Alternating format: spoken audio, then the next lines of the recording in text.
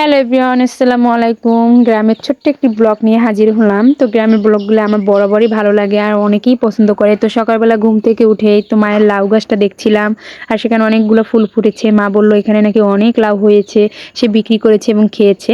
তারপর মায়ের খোপ ছাড়লো আর রোদ উঠলো। তারপর সে এই মুরগিটা ধরে রাখলো, ভাবলো যে এটা নাকি সে তার নাতিকে রান্না করে খাবো। এটাকে রাওয়া মুরগি বলা হয় আমাদের গ্রামের ভাষায়। তো গতবার যে সময় এসেছিলাম তখন মুরগিটা বাচ্চা ফুটিয়েছিল আর এবার এই বাচ্চাগুলো কত বড় হয়ে গিয়েছে, খাওয়ার উপযোগী হয়েছে। প্রায় 4-5 মাস হবে এটার বয়স। আমরা তো শহরে থাকতে সব সময় ব্রয়লার মুরগিই খাওয়া হয়, কারণ দেশি মুরগি পাওয়াও যায় না আর পাওয়া গেলেও অনেক বেশি দাম।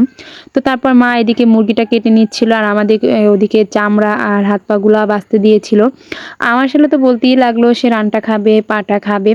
তো মা অনেক বেশি খুশি ছিল, কারণ আমরা এসেছি তাই। আর মা এরকম করেই বিভিন্ন কিছু হাঁস মুরগি রেখে দেয় আমাদের জন্য। সারা বছর কিছুই খায় না, ভাবে যে মেয়ে আসলে খাওয়াবে। তারপর এখানে মা কচু কেটে নিচ্ছিল।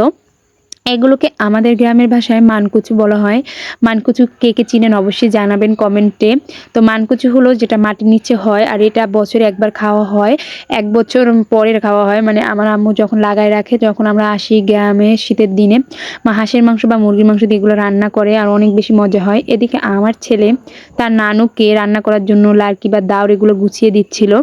তো মা এদিকে কচুটা কেটে নিচ্ছিল। আর এই কচুগুলো কাটার সময় খেয়াল করতে হয়, অনেক বেশি ফালাতে হয়। যারা এই কচুগুলো কাটতে পারে না তারা খেতেও পারে না, কারণ গলা চুলকায়। তো আমি তেমন একটা কোনো সময় কাটিও না, রান্না করতেও পারি না। তো গ্রামে আসলেই খাওয়া হয়। মা বলতেছিল আমাদের খাওয়াবে। আর আরেকটা কচু আছে, ওটা নাকি তার জামাইকে দিয়ে দেবে, কারণ তার জামাই অনেক বেশি কচু খেয়ে ভালো লাগে খেতে। সে মুরগির মাংস বা হাঁসের মাংস দিয়ে কচু খেতে অনেক বেশি পছন্দ করে। তো মা এগুলো ছোট ছোট পিস করে কেটে নিচ্ছিল, কারণ এগুলো সেদ্ধ করবে, সেদ্ধ করে তারপরে মুরগির মাংস দিয়ে রান্না করবে। তারপর এখানে আমার মার তরকারিটা রান্না করে নিচ্ছিল মাটির চুলায়। আর মাটির চুলার রান্না কিন্তু অনেক বেশি মজা হয়। তো এই কচুগুলো যেগুলো সেদ্ধ হয় সেগুলো খাওয়া যায়, আর যেগুলো একটু সেদ্ধ কম হয় বা শক্ত থাকে ওগুলো না খাওয়াই ভালো, কারণ ওইগুলো একটু গলা চুলকায়। তো তারপরে এখানে আমি তো বাবার বাড়ি আসলে কোনো কাজ বাবার বাড়ি আসলে একদম শরীরে বল পাই না, মানে কোনো কাজকর্ম করতে ইচ্ছা করে না। ছেলেটার জামা কাপড় আমার মা ধোয়। তো তারপরে এই যে মা বলতেছিল যে রানটা নাকি তার নাতিকে উঠিয়ে দিতে, কিন্তু আমি বললাম দরকার নেই, ও খাওয়ার সময় খাবে না।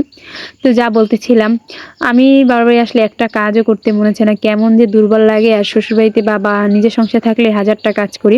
তারপর আমার ছেলে এই তো একটা হাঁস সেটাকে দেখেছে এবং সেটাকে এমন ধাওয়া দিছে, সে দৌড়াতে দৌড়াতে একবারে পুকুর পাড়ে চলে আসছে। তো আমার ছেলেটা অনেক বেশি মজা করে, গ্রামে আসলে মাটির সাথে একবারে মিশে খেলাধুলা করে।